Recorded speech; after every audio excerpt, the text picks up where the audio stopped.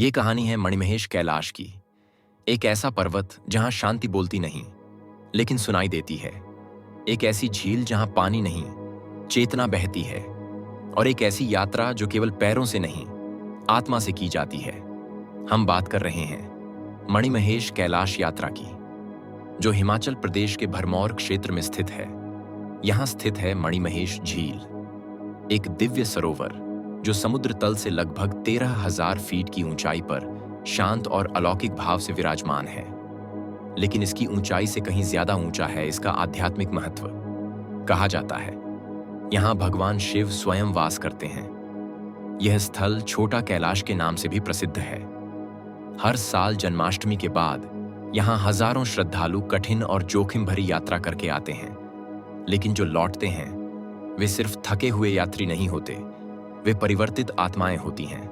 रहस्यमय पर्वत जो आज भी कोई नहीं चढ़ पाया, मणिमहेश कैलाश, एक ऐसा पर्वत जिसकी चोटी सदैव बादलों में छिपी रहती है। स्थानीय मान्यता है कि अब तक कोई भी इस पर्वत पर चढ़ नहीं पाया। जिसने भी कोशिश की या तो लौट आया या फिर लापता हो गया। लोग मानते हैं यह पर्वत शिव जी का निवास है, और जब भी कोई वहां चढ़ने की कोशिश करता है, शिव स्वयं उसे रोक देते हैं। कभी बर्फबारी से, कभी तेज तूफानों से, और कभी रहस्यमयी घटनाओं से। मणिमहेश झील के बारे में कहा जाता है कि इसमें भगवान शिव का प्रतिबिंब दिखाई देता है, लेकिन केवल उन्हें जिनका मन शुद्ध है, जो भीतर से शांत हैं। श्रद्धालु जल में अपनी परछाई नहीं, अपने भीतर छिपे सत्य को देखने की कोशिश करते हैं। यहां डुबकी लगाना केवल एक परंपरा नहीं, यह आत्मा के मैल को धोने का प्रयास है। कई यात्रियों ने कहा है कि जब वे झील के पास ध्यान में बैठे, उन्होंने एक कंपन महसूस किया, जैसे पर्वत स्वयं कुछ कह रहा हो। कुछ लोगों ने दूर गुफाओं में धूनी की गंध पाई, लेकिन वहां कोई साधु नहीं था। 2017 में एक वैज्ञानिक दल ने यहां भूचुंबकीय ऊर्जा की अधिकता को दर्ज किया, पर उन्हें यह समझ नहीं आया कि इतनी ऊंचाई और ठंड में ये ऊर्जा किससे उत्पन्न हो रही है। पौराणिक कथा, शिव का विवाह और तप मान्यता है कि मणिमहेश ही वह स्थान है जहां भगवान शिव ने देवी पार्वती से विवाह के बाद विश्राम किया था। इसी कारण यह क्षेत्र शिव की तपोभूमि माना जाता है।